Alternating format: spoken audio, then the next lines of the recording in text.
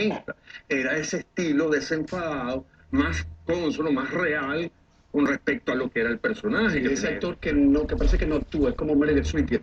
Lo que hace, tú no está actuando. Meryl Streep es Meryl Streep, ¿no? Sí, bueno. Oye, ¿es verdad que Cristal a veces era un infierno grabarla, que ante la presión de ir al aire, a veces había escenas que se hicieron en vivo? Bueno, todas esas telenovelas, yo te cuento.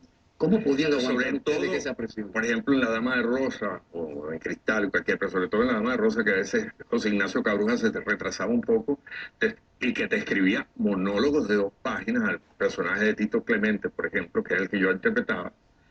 Tú llegas a desarrollar una memoria impresionante. Entonces yo recuerdo una vez haber hecho 27 escenas seguidas en un solo día, 27, y te estoy hablando de discurso.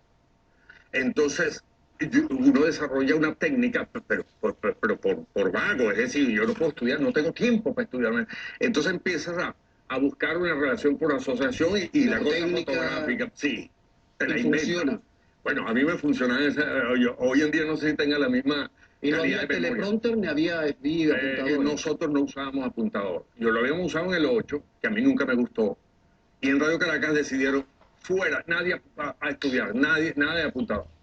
Y se prohibió. Entonces, te estoy hablando de que a veces estabas grabando el primer negro segmento, digamos, y te llegaba en caliente el papel caliente de una hijuela, como de la una escena. CNN. Claro, tú sacabas el papel, estaba caliente, lo acababan de imprimir y decía, ok, aguanta a las cámaras, le decía así, ok, espera, dame, ya va, un segundo, acción, ya va, ok, dale, pa, y arrancabas así. No había otra. Voy a poner un poquitín de publicidad y sigo hablando con Carlos Mata, 3 minutos.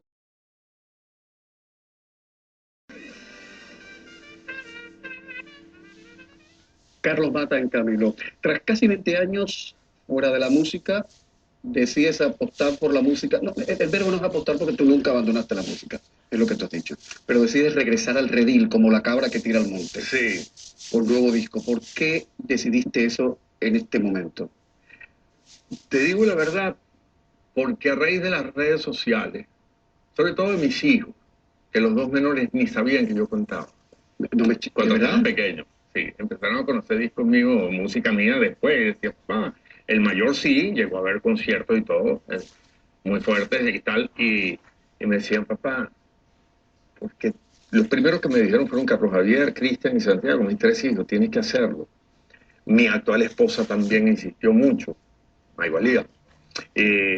Pero sobre todo en las redes sociales empiezan a aparecer estas cosas de Twitter que a mí nunca me gustó, igual al final me metí, Facebook, Twitter, Instagram, etcétera, y la petición era constante. Entonces mi manager me dijo, Carlos, vamos a hacerlo, porque empecé a hacer giras, y dijo, pero vamos a grabar más nuevo material, y en ese proceso he estado. Claro, la industria ha de eso cambiado. Ni quería hablar. De eso ni quería hablar, porque decía, es como para un cantante reincorporarse a lo que queda de la industria discográfica o a la nueva industria discográfica, debe ser complicadito, me imagino. Bueno, con decirte que es tan poca la gente que compra el CD hoy en día. Yo lo compro, porque a mí me gusta el arte, me gusta ver la dedicatoria, claro, la portada. Claro, por ejemplo, la muchacha del club de fan lo compra, o no sé, hay gente que lo quiere igual tener. Que los libros los compro, o sea, por supuesto. El olor de la tinta. Y del papel. O sea, yo también. Ahora, yo no puedo leer una tableta, un libro. O sea, además me parece una aberración. O sea, el libro hay que tocarlo, sentirlo, ojearlo.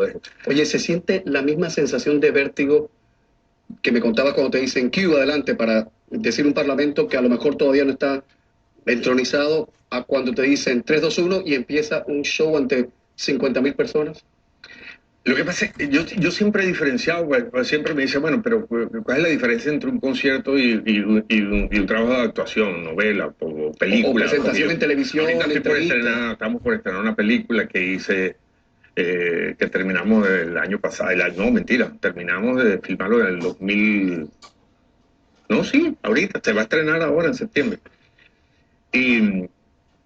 Y la verdad, pues, la diferencia fundamental es que es un poco burda la definición, pero cuando tú estás actuando, es casi un trabajo implosivo, por darle un nombre. Es decir, tú trabajas de adentro, tú estás metido en tu cosa y utilizas lo que en teatro se llama la cuarta pared. O sea, esto no existe, las cámaras no existen, el público no existe en teatro, no.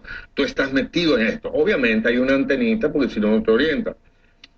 En el concierto es absolutamente explosivo. Es decir, es la adrenalina en un concierto. O sea, te estoy hablando de eso, de miles de personas, pero absolutamente que la banda le mueve a meter 1,5 millones de vatios y el griterío de la gente es más fuerte. O sea, a veces. Entonces, es más, yo he ido, siempre que iba a conciertos, ponte tú que terminaba a la 1 de la mañana y mientras llegabas al hotel y firmabas, etcétera, a mí me daban las 10 de la mañana, sí, claro, eléctrico. Claro. Y no consumo ninguna porquería. ¿Y duermes bien? ¿Ah? ¿Duermes bien? No, yo creo que me quedó, no uso pastillas, pero sí me quedó de la Facultad de Arquitectura por las entregas de diseño que eran todas todos los de arquitectura se quedan de eso, sí, la maqueta. Y de esa vida de conciertos te queda esa cosa de que hace una gira de 3 meses o 4 meses y estás todo el tiempo durmiendo de día y trabajando a partir de la tarde. Entonces... Oye, Carlos, ¿quién es el verdadero protagonista de una telenovela? El verdadero protagonista. ¿Es el guionista? ¿Son los actores principales? ¿Es la mala? ¿Es el lindo? ¿Es la fea? Por eso es que como yo no creo en las estrellas, sino las que están en el cielo, ahí realmente las estrellas es un conjunto de personas que están involucradas. Y lo digo de corazón, no es demagogia. No es posible. Obviamente, lo más importante es el libro.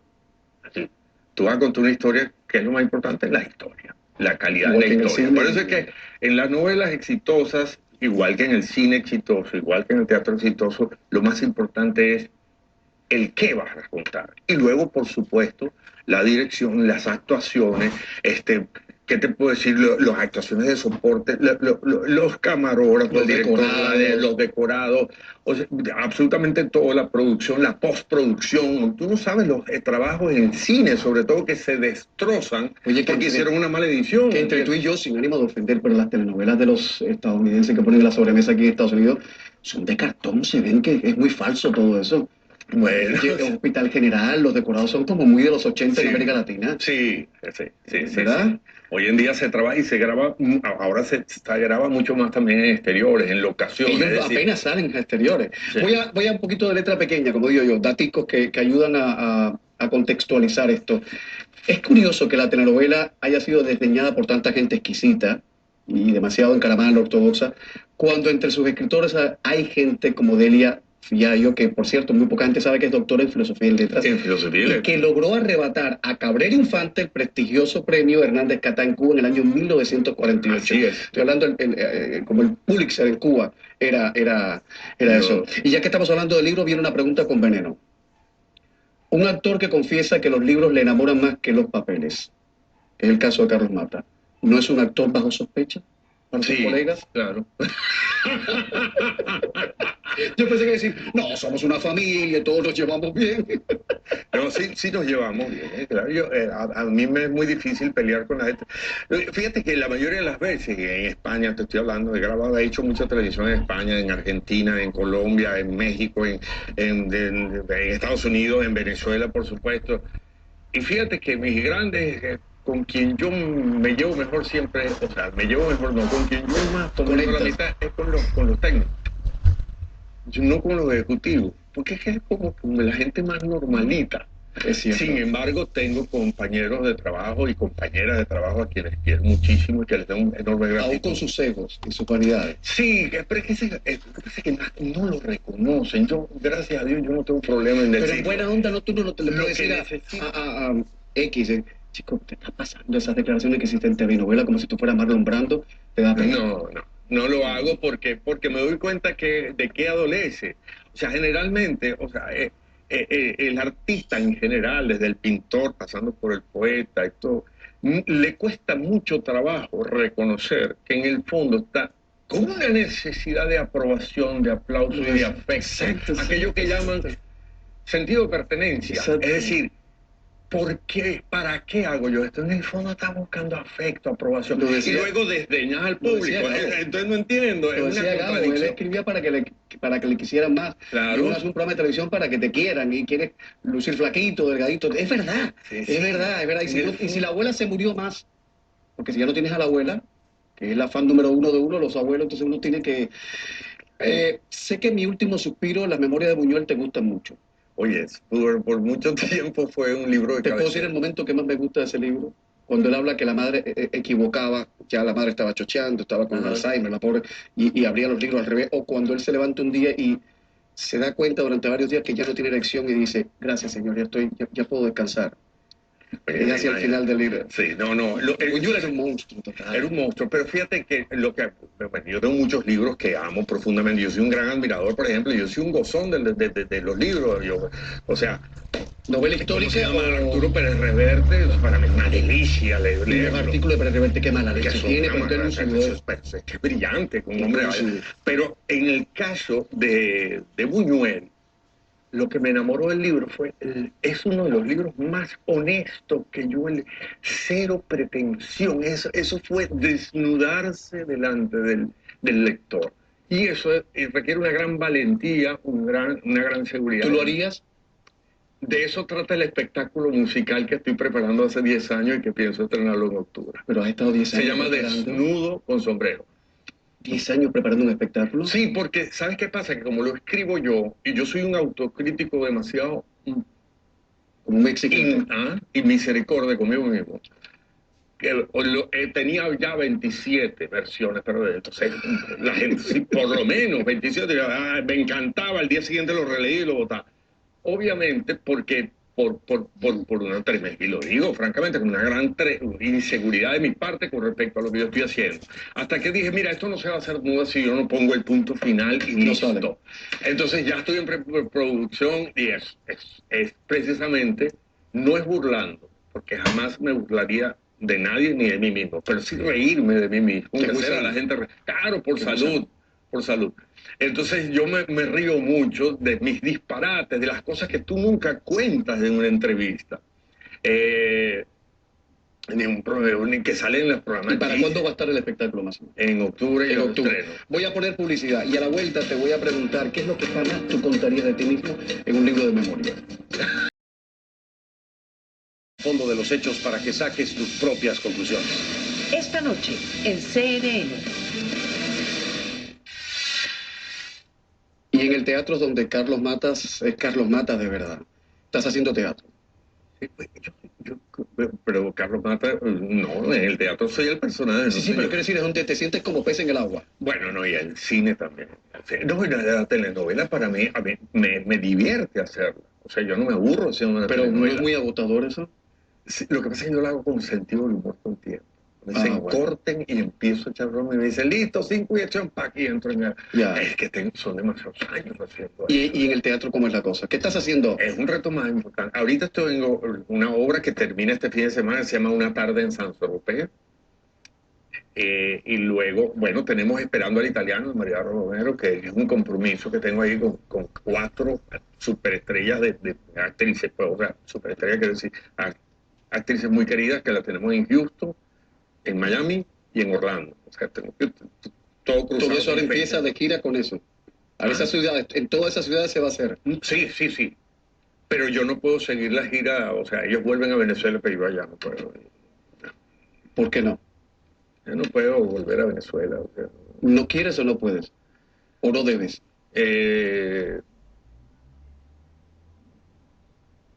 No puedo por la cantidad de compromiso ahorita. Si yo sigo haciendo eso, pues no voy a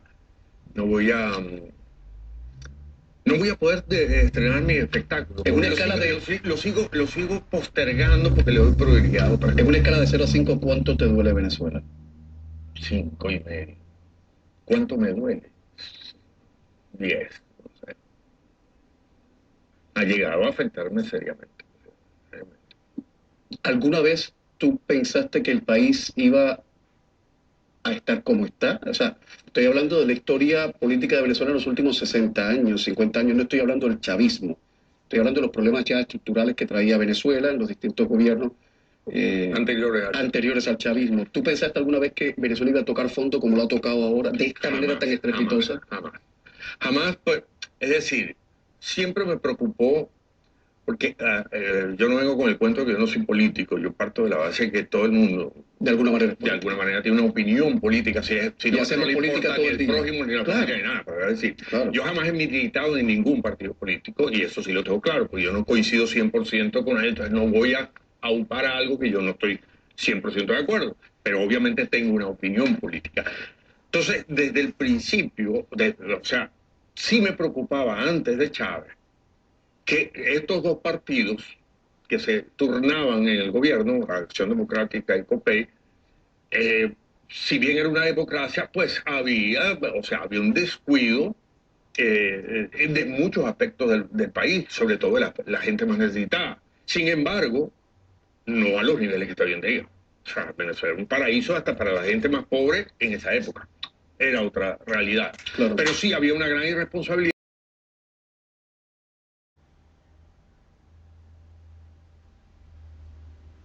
Un componente importantísimo que es la psicología de los personajes involucrados. En este caso hay una psicopatía colectiva que es importante, y cuando digo psicopatía, léase esa patología donde tú no tienes ninguna, ¿cómo se dice? Ninguna... ¿Correlato con la realidad? No, empatía con el otro ser humano. Pero cuando dices psicopatía colectiva, ¿a quién aludes exactamente? Al grupo que se ha ido quedando dentro de... ¿Por qué? Porque había mucha gente de izquierda y que venía del comunismo, que tú puedes decir obsoleto, que es un sistema fracasado, perfecto. Pero en el fondo había como una buena intención. Ellos mismos se han marginado o los han marginado. Y ha ido quedando, pues, unas fichas que se van constantemente enrocando, cambiando de lugar, pero siguen los mismos. Y eso para mí es un club psicopático. Eso es una manera de definirlo, porque y no quiero personalizar, no quiero decir nombre y apellido, sencillamente es así. Entonces, y eso, pues, y la terrible ignorancia, pues, o sea, citan a Bolívar constantemente, y Bolívar dijo una de las frases, y no soy fanático de Bolívar, pero sí conocedor de la historia, y es admirable como un hombre dice, moral y luces son nuestras primeras necesidades, y lo dijo en 1800. ¿Qué significa eso? Que en un pueblo educado, y dentro de la educación van los valores éticos y morales. Al tú descuidar esa formación, el pueblo tiene un enorme vacío, mucha gente del pueblo tiene un enorme vacío y se vuelve fanático de cualquiera que le hace sentir que le da migajas o o un discurso totalmente demagógico. Y ese es uno de los grandes problemas. Pues, lamentablemente, pues eso sí lo veía venir, esta debacle. Yo decía, se va a caer el precio del petróleo. Está loco, está a 130 el barril. Va a caer porque es cuestión de historia. Es curioso que cuando se habla del populismo salvaje, siempre se habla de América Latina como si todos fuéramos indios con levita. Atención con Jean-Marie Le Pen en Francia, con lo que ha pasado con la derecha más recalcitrante en Europa, en Austria, en Estados Unidos con Donald Trump, o sea, donde quiera cuecen habas. ¿Qué no contarías en tus memorias? Al regresar, se me fue el tiempo ya con la política. Ya volvemos. A ver si se desnuda este hombre. ¿Qué es lo que jamás confesaría Carlos Mata en un libro de memorias? Hola, soy Raúl Sáenz. Somos CNN. La noche de Carlos Mata en CNN en español. ¿Qué es lo que jamás contarías de ti mismo en una entrevista como esta o en un libro de memorias? La verdad es que me agarraste fuera de base, pero te puedo decir... Te digo chance, vengo desde hace 2 segmentos preguntándote. Sí, pero seguíamos hablando mientras... te puedo decir, mira, lo único que no contaría un libro de memorias es cuando esos cuentos o historias, donde no me importa a mí cómo quede, involucra o pueda perjudicar a terceros o a personas que tienen que ver con la historia. Entonces, es un gesto muy caballeresco, porque en el mundo de la farándula los libros que escriben los televisivos y los personajes de la televisión o del espectáculo es justamente lo contrario, ver cómo enlodo y ensucio al colega más cercano. Bueno, pero es que eso un poco quiero que te lo conté antes de empezar. Es que yo nunca me he sentido farándula. Pero no tienes nada en contra de la farándula, ¿o sí? Para nada. Ya. Es que no te has Es sentido. como cuando yo te dije que jamás he visto una novela completa. Ya, pero no es prejuicio intelectual. Ya. Pero No, porque hay mucha gente muy piqui, muy así que no. A mí cuando me dicen algo yo digo, no, mi mamá viene del cabaret y mi abuelo del circo. Y esto soy yo. Magnífico. O sea, no se puede. No. Hablando del circo, dice Almodóvar que la fe es algo que Dios distribuye a su antojo. ¿Te ha tocado algo? A mí sí, gracias a Dios. Pero no vas a la iglesia todos los domingos. No tienes cara de ir a la iglesia acá. No, pero ni de mira que yo confesarte. absolutamente, no. Lo que pasa es que sí soy absolutamente creyente. Sí creo en Dios, definitivamente. Y yo creo en Cristo como uno de los grandes maestros. Un hombre, vamos a suponer que es un hombre, que viene aquí y te dice, olvídense de cómo vienen los judíos o los musulmanes. Bueno, los musulmanes no sé si tienen esa pega, pero en fin. El camino es el amor. Ama a tus amigos, pero sobre todo ama a tus enemigos. Tú con eso desarmas a cualquier terrorista, filosóficamente hablando. A cualquier adversario. Dice, como argumento. No te estoy diciendo que eso te sirva para salvarte la vida, pero es un argumento absolutamente demoledor. ¿Jesús votaría demócrata o republicano? ¿Cómo? En Estados Unidos.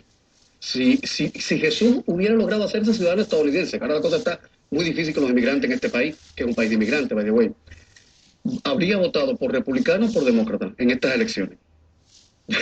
Yo no me imagino a Jesús votar, pero sí te puedo decir, en este caso lo tendría más difícil todavía, porque la verdad es que el panorama no pinta muy bien. Pero fíjate que lo que son, es que antes se me quedó algo fuera del tintero rapidito, que es el problema. Esos son los extremos. Yo siempre he sostenido que la extrema o la izquierda y la derecha, hablar de izquierda y derecha ya es un tema obsoleto, eso es del siglo XX, pero sobre todo por el hecho de que la extrema derecha, que es el fascismo, digamos, por decirlo de alguna manera, y la extrema izquierda, en el fondo, a espaldas del pueblo, bailan tango juntos y se dan la mano. Porque los extremos son exactamente, como diría, el mismo somos con diferente cachín. Bueno, ya lo hizo Stalin con Hitler en su día, con aquel acuerdo que firmaron. Pues claro. O sea, lo que pasa es que la desmemoria nos carcome a todos. Y nos castiga. Y nos castiga. Ese es el problema. Oye, Carlos, ¿con quién pasarías tú una noche? ¿Lady Macbeth o Julieta la de Romeo? Sabiendo que pena por Romeo. Acaba de recordar algo, que dice que el amor, un amigo Laureano Márquez dice que Laureano es una maravilla, dice que Shakespeare fue un genio, porque creó la única pareja que pudo amarse hasta que la muerte los separe. Jamás pelearon. Porque eso duró como una semanita nada más. Mi sobrinita que está, ahora entró en el college, pero cuando era jovencita yo le pregunto, pero Shakespeare, ya sabes una tarea, ¿sabes por qué el autor que inventó la modernidad y tal? Me dice, ay tío, es una cosa tan triste porque ellos se querían y él se mata y después se mata a ella, no tiene sentido nada de eso, ¿sabes? Como ellos Lo que has dicho de Jesús me llama mucho la atención.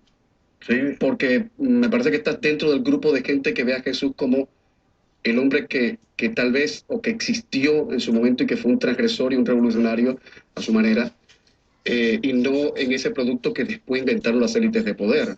Sí, claro. Te quedas con ese Jesús que fue, por supuesto, claro. Ese es el que yo quiero pensar siempre. Que por supuesto, entonces a Jesús, a esa imagen la utiliza la extrema izquierda, a conveniencia, la derecha, claro. Y es que comparan al Che Guevara con Jesús, lo cual es una aberración, igualito que compararlo con, no sé, con quien se te ocurra, con Bosch, no sé. Es que es una apropiación ya muy sesgada, muy interesada. Sí. El disco nuevo tuyo, porque ya sabes que la gente no compra discos, la gente los piratea o los baja. ¿Qué tal se está vendiendo? ¿Qué tal va? Sí, muy bien. Está en Amazon y está en todos esos medios. En iTunes, en Google Play, en todo. Y lo buscan por Carlos Mata. Más que nunca se llama el título y ahí están las canciones. Carlos Mata más que nunca. Más que nunca. Y ese es Carlos Mata en estado puro ahora. El que quiera acercarse el que quiera acercarse a este Carlos Mata de ahora es ese disco. Sí, claro. A otra madurez, otra cosa. Pues yo canté muchas canciones, fueron un hit, bueno, en primer lugar de Billboard aquí en Estados Unidos y todo, pero Era un poquito Hello Kitty, ¿no? Era como mi adolescente. Pero sí, bueno, igual de todo, pues le tengo una enorme gratitud a eso. ¿Hay que darlo todo por la patria? No, no responda, por favor. 3 minutos más de publicidad y entramos ya con la última parte de esta charla con Carlos Mata. Y ahora viene la otra entrevista, que es la entrevista imposible, la que jamás ningún canal de televisión serio se atreve. Ochoa, el sábado, en CNN, a tiempo con Rolex. Portafolio Global, hoy, en CNN. CNN Dinero, de lunes a viernes, en CNN. La pregunta es imposible para Carlos Mata. ¿Don Quijote o Sancho Panza? ¿Con quién te tomarías un vino? Ah, Don Quijote por la locura. Don Claro. Quijote. ¿Vale la pena darlo todo por la patria? Vale la pena darlo todo por la familia. ¿En por qué tus seres momento, amados. en qué momento de tu vida has sentido vergüenza, de verdad vergüenza? Uy, un montón de veces. He sentido vergüenza a veces de tener un pseudo líder nuestro diciendo las barbaridades que dice. ¿Qué envidias del otro sexo? ¿A tu mujer qué le envidias? Tener su cuerpo tan cerquita, cerca que yo pasaría, si yo fuese ella, pasaría así. Para ahogar las penas, ron o vino. Whisky, no me digas whisky, que estoy cansado de que los venezolanos hablen de whisky cuando hacen unos roles tan extraordinariamente ricos. No, mira, preferiblemente el ron porque el vino me da dolor de cabeza. Perfecto. Houston, 10 de septiembre, 8 de la noche. Esperando al italiano allá, Miami, 16 de septiembre, 9 de la noche. en el Teatro Trail, Y en Orlando, 18 de septiembre, 6 de la tarde. en el AVI de Orlando. De Orlando. Ajá. Esos son los compromisos inmediatos. Sí. Y en el Circa en Houston. ¿Ok? ¿Qué te hubiera gustado que te hubiese preguntado en esta entrevista y que no lo hice? No, la verdad es que el bombardeo ha sido A impresionante. mí se me ha ido Una la hora, habilidad. se me ha ido la hora, pero volando, Sí, la verdad. qué bueno, qué bueno. Te agradezco mucho que hayas estado acá. Y a ti. Ah, bueno, y tenemos este fin de semana una tarde de San Tropez en el Paseo de las Artes, o sea, último fin Aquí de en semana, Miami. Aquí en Miami, Paseo de las Artes. No hay que Y ir dentro de nada, en octubre, desnudo con sombrero. Es así, El vas a espectáculo, ir, desnudo vas a ir, con aunque sombrero. no quieras, vas obligado. Voy. Tú sabes que yo soy un dictador. Una pregunta inevitable. Oye. ¿Cuándo Carlos Mata regresa a una telenovela en el papel protagónico? Me imagino que te van a dar ya el padre de la niña mala, de la niña rica, ¿no? Algo así. ¿Cuándo regresas? No, todavía, bueno, a mis 25 años, pues. No. Probablemente en el 2017 hay una sorpresa. ¿Te gustaría importante. regresar? A este proyecto en especial, sí. ¿Quién lo dirige? ¿Quién lo escribe? Suelta prenda. No lo puedo decir, pero sí, es un escritor venezolano súper Y es una telenovela reconocido que se llama Luis Alcobi. Luis Alcobi. Luis Alcobi, ¿Y es una telenovela contemporánea? absolutamente. ¿Con un correlato con la realidad política? Con muchas realidades actuales. Pero obviamente no se va a grabar en Venezuela. No. No se puede, claro. Pero va a ser en México. ¿Con Pero lenguaje, ¿qué preguntó? con el español neutro de México? No. Afortunadamente, no. Lo que pasa es que yo entiendo lo del neutro. Lo del Yo neutro, también, pero no yo quedan 30 segundos. Lo que pasa es que no podemos así, que decir Es que muy está difícil, neutro, sobre todo cuando pues. veo a mis compatriotas Sí, hablando. que dices, O sea, los actores mexicanos que lo hagan, pero en vez de yo con este acento mío. Pero depende, si te toca hacer un personaje mexicano, tienes que hablar mexicano. Claro que sí. Punto final. Cristal, esa no es tu hija. Gracias. Hasta mañana.